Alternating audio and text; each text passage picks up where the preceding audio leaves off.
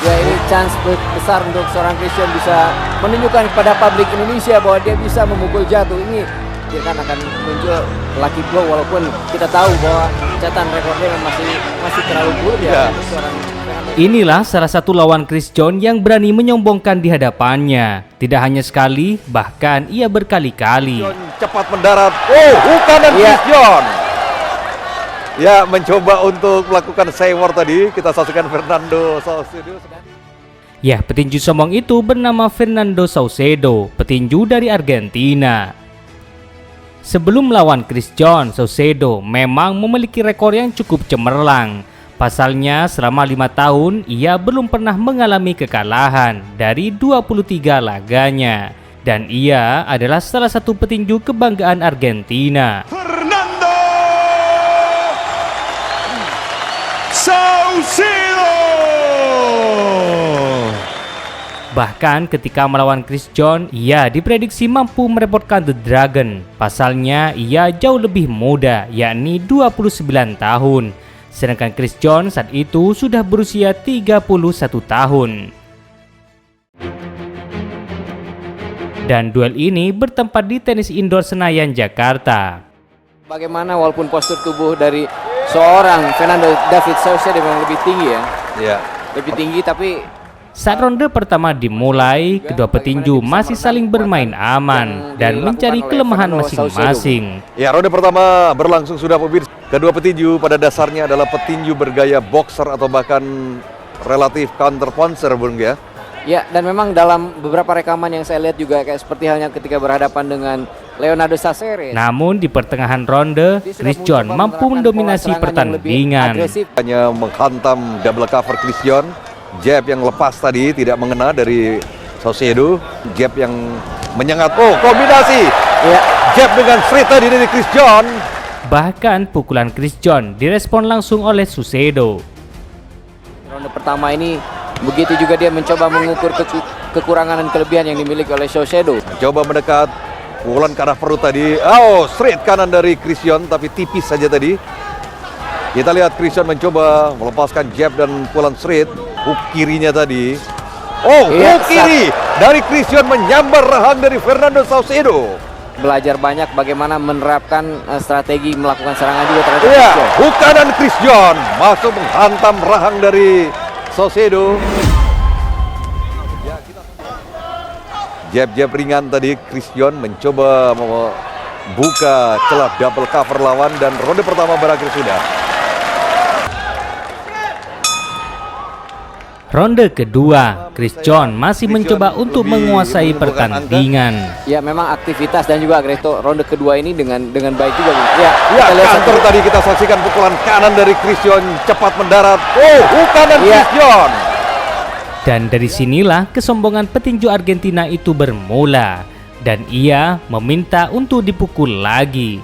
Saucedo seperti tidak merasakan apa-apa, Bung. Betul, dan memang saya lihat bahwa double cover juga yang dilancarkan oleh David Saucedo juga memang begitu rapuh, Bung ya. Dan benar saja setelah itu Chris John memberi pukulan hook kanan dengan keras. Menghajar ke arah perut tadi. Oh, hook kanan Chris John. Keras tadi pukulan dari Chris John, pemirsa. Kita lihat, tapi belum mampu untuk menggoyahkan Saucedo. Beruntung ia tak sampai oleng. 0-2 pukulan baik dari Saucedo pada Chris John. Dan sekali lagi Chris John membombardir petinju sombong itu. Jab dari Chris John. Memang saya melihat bahwa chance kalau bisa kanan lagi kita saksikan, Bung. Keras menghantam. Bukannya jerah, malah setelah itu ia kembali menampakkan kesombongannya. Chance besar untuk seorang Christian bisa menunjukkan kepada publik Indonesia bahwa dia bisa memukul jatuh. Ini memang tinggal menunggu timing, saya pikir, Bung ya. Ya. Beberapa pukulan telak dan juga upaya yang dilakukan oleh Christian sudah menemui. Meski Saucedo mencoba membalasnya, namun pukulannya hanya mengenai double cover Chris John. Kita lihat mencoba melawan dan pukulan-pukulan yang masih terhalang pada double cover Chris John tadi.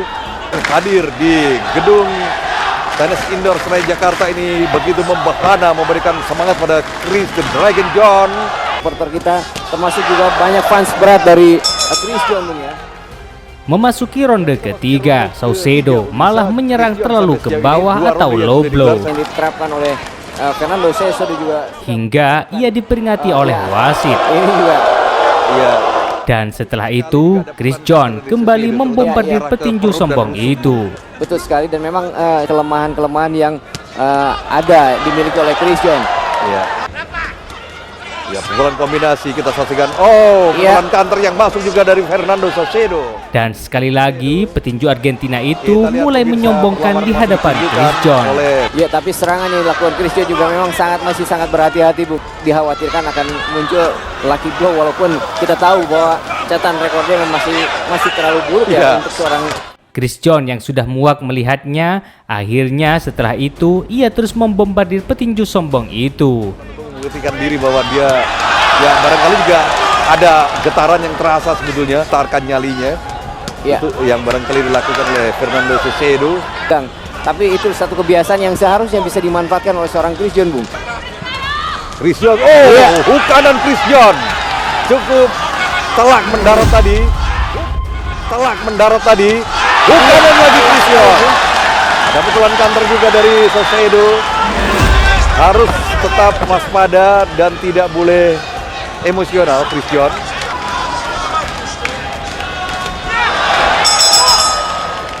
Beruntung saja di laga ini petinju Argentina itu belum tumbang juga, walaupun Chris John sudah membantainya sampai akhir ronde. Dan di laga ini Chris John meraih kemenangan mutlak. Tidak hanya Chris John yang pernah diremehkan oleh lawannya, bahkan Daud Yordan juga pernah diremehkan oleh petinju sombong. Dan kejadian itu terjadi pada tahun 2019 ketika Daud Yordan melawan Aikawe Kaumane, petinju angkuh dari Thailand.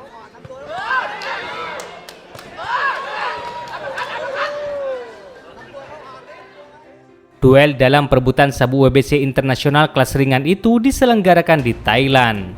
Merasa menjadi tuan rumah, Kaumane jelas meremehkan Daud Yordan. Apalagi di laga sebelumnya, Daud merasakan kekalahan saat melawan Anthony Crolla setahun sebelumnya. Dan benar saja di laga ini Kaumane meremehkan Daud Yordan. Sejak ronde pertama dimulai, Daud berhasil menyudutkan sang tuan rumah.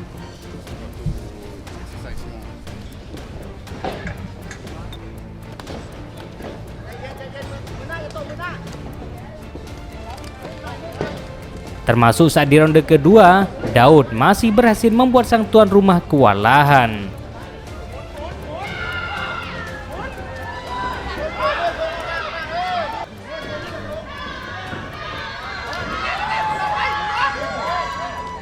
Merasa sudah kalah poin dari ronde pertama hingga ronde keempat, akhirnya di ronde kelima, sang tuan rumah mulai mengejek Daud.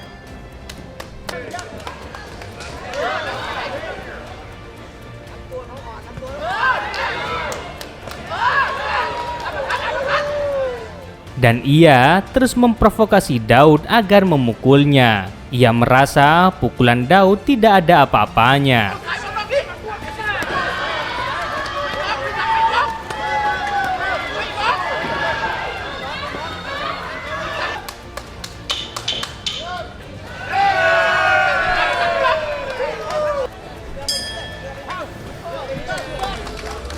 Namun sangat disayangkan, setelah memasuki ronde ke-6, sang tuan rumah malah memilih menyerah. Karena ia sadar jika melanjutkan laga, maka Daud akan meng-KO-nya. Sehingga ia memilih menyerah dengan alasan tangannya cedera. Beruntung ia menyerah, jika tidak Mas Daud pasti membantainya dengan sadis.